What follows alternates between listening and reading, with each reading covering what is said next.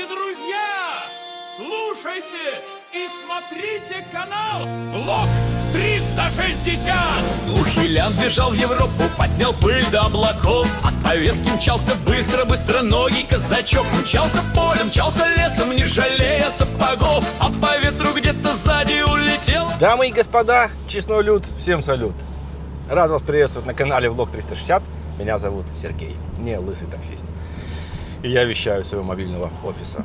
Адекватным людям добро пожаловать. Хейтеры, недруги, вам с кисточкой. Немножко длиннее была сейчас заставочка, музыка. А знаете почему? Так как эта песня шикарно подходит под ролик, который мы сегодня с вами посмотрим. То есть вы посмотрите, а я его для вас смонтировал и разобрал. Я являюсь автором не только этого канала, но этих обоих. Вы видите справа от себя два QR-кода. Также найдете ссылки в описании ниже под этим роликом. Это мой влоговый и музыкальный канал. Добро пожаловать. И QR-код, который сейчас высветился у вас на дисплее, это телеграм-канал, который был создан для этого YouTube-канала, чтобы могли поделиться своим мнением, ссылкой, где-то вы стали свидетелем. Мы вместе его разберем, обсудим и снимем ролик на кролик. В общем, кролика на ролика снимем. Присоединяйтесь. Адекватным людям добро пожаловать. Также там обсуждаются различные темы. Ну и что, теперь поговорим мы о защитниках страны на букву У. Вернее, о касте неприкасаемых. Вы уже догадались по превью ролика и названия, о чем пойдет речь. Нашел я два коротких таких видосика. Да, для тех, кто не знал, мой контент базируется на том, что я на различных платформах ищу ролики о высказывании людей, друзьях, недругах, соседях о себе. В общем, они снимают сами о себе, говорят позитив, негатив. Я же делаю нарезку, разбираю, показываю вам, вы комментируете. Добро пожаловать. И давайте я включу вам первый ролик. Послушаем. Постараюсь не перебивать. Другие – дети депутатов, чиновников, прокуроров, друзей Зеленского, как говорится, живут свою лучшую жизнь. В Монако прокатитесь, по стране проедьтесь, сотни тысяч молодых, 25-40, так называемая каста неприкасаемых, жируют везде, скупают по миру недвижимость, автомобили и так далее, и так далее. Но это все бронь. Это площадь Монте-Карло, излюбленное место украинцев, которые и за Зеленского, и за продолжение войны. Но сами танкам и окопам предпочитают люксовые автомобили и модные вечеринки. На Украине их называют батальон Монако. Вот один из таких, предприниматель из Тернополя Артур Карпюк. И вот одна из его машин. Этот автомобиль за границей, да, я его перегнал в 2021 году. А недавно меня поздравили с тем, что я в списке батальона Монако. Хотя здесь уже скорее целый полк, который пополнил и украинский миллиардер Ренат Ахметов. СМИ сообщили, что олигарх, чья империя выросла на ресурсах Донбасса, купил роскошные пятиэтажные апартаменты в самом престижном новом ЖК Монако за рекордные 554 миллиона долларов. Площадь квартиры превышает 2500 квадратных метров. Эта сделка стала самой дорогостоящей в сфере недвижимости в истории. Ранее издание «Бизнес Инсайдер» писало, что одна из компаний Ахметова занимается изготовлением доп. Защиты для танков ВСУ. И, конечно, вот эти паромы Ахметова, недвижимость за $500 миллиарда евро, это же, конечно, нечто. У Ахметова друг Шефир, у Шефира друг Зеленский. Ну, то есть нормально они там между собой, скажем так, взаимоотношения выстроили. В вопросе мобилизации также украинцы при деньгах неприкасаемы в незалежном. Вот, как вам такое?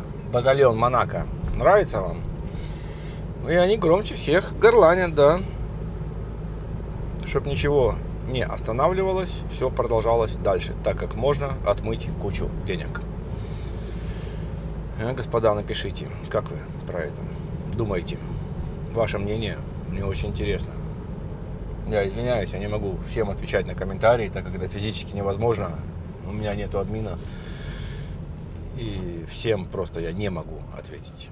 Читаю я на 99% все комментарии. И я сейчас нашел еще один ролик. Покажу вам.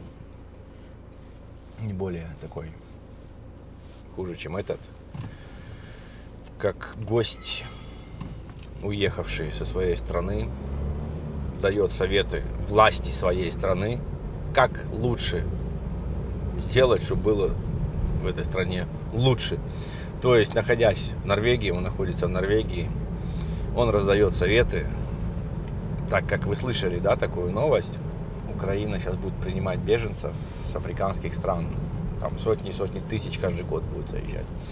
И он раздает советы, как это лучше бы, сам убежавший, да, с страны, не хотит защищать свою родину, но дает советы, как другим это делать. Давайте посмотрим ролик. Кстати, очень интересный. Этот персонаж уже у нас появлялся в роликах. И, надеюсь, еще не раз будет появляться. Украинцев скоро заменят мигрантами из Африки и других стран. И у меня есть предложение к нашей власти. Смотрите, раз вы хотите их сюда пригласить и раздать им украинские паспорта, давайте это сделаем сейчас. Вы сейчас их привезете, дадите им украинские паспорта и пускай идут защищать Украину. Потому что это как-то получается несправедливо. Украинцы сейчас отдают свои жизни. Вот, как ты сказал, несправедливо украинцы отдают свои жизни. Тут я, да, согласен. Но те, кто остались в своей стране, не как ты. Какое ты имеешь право раздавать такие советы им? Напишите, прав ли он?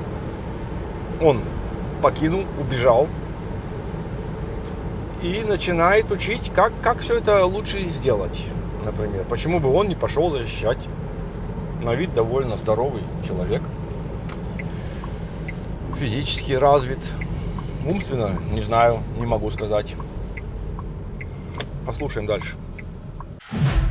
За Украину, а потом просто их заменят ребятами с Африки. Но это как-то нечестно и несправедливо по отношению к украинцам. Ну, чтобы было честно, надо вернуться обратно тогда и защищать свою родину дома. И тогда будет все честно. То есть, получается, мы сейчас утилизируем свой собственный народ, украинцев, чтобы потом вместо них привести непонятно кого, каких-то чучмеков, которые раньше какали в ямку. Может, кто-то мне даст ответ на вот этот вот вопрос, почему так происходит.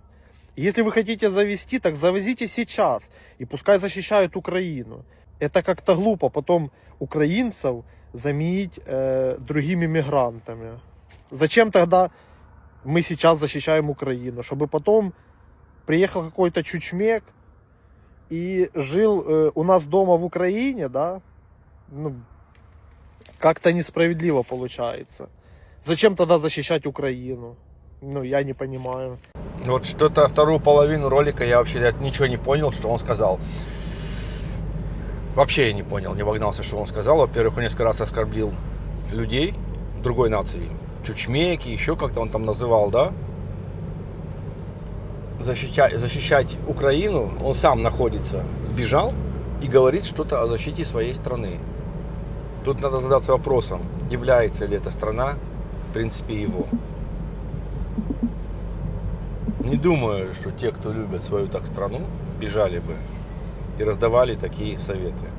Ваше мнение мне также будет очень интересно по первому ролику о неприкасаемых. Ну и по второму, вот раздающими советы, как правильно делать с иммигрантами, тех, которые будут возить. Надо позже завести, когда все успокоится, или сейчас, или надо вернуть всех, чтобы они защищали родину. Напишите, пожалуйста, в комментариях, почитаем обязательно, почитаем, разберем. Спасибо, что досмотрели этот ролик до конца. Огромнейшее спасибо. Также спасибо за теплые комментарии. Добрые комментарии, очень много. Ну, а те, кто комментарии свои не могут увидеть, значит, вы написали что-то неправильное. И YouTube их отсеивает. Нет, я не стираю, я за все время, наверное, человек 10-15 в бан скинул. Это за все время, пока этот канал существует, да. Так как когда люди уже переходили на персональное оскорбление, мне пришлось их просто тупо в бан кинуть, да. Так что комментируем адекватно. Спасибо огромное еще раз. Не забываем подписаться на этот каналчик. Да, каналчик. Так он маленький еще. Будет 100 тысяч, значит будет канал. Активировать колокольчик. Не пропустить новый выпуск. Ну, всем добра, удачи!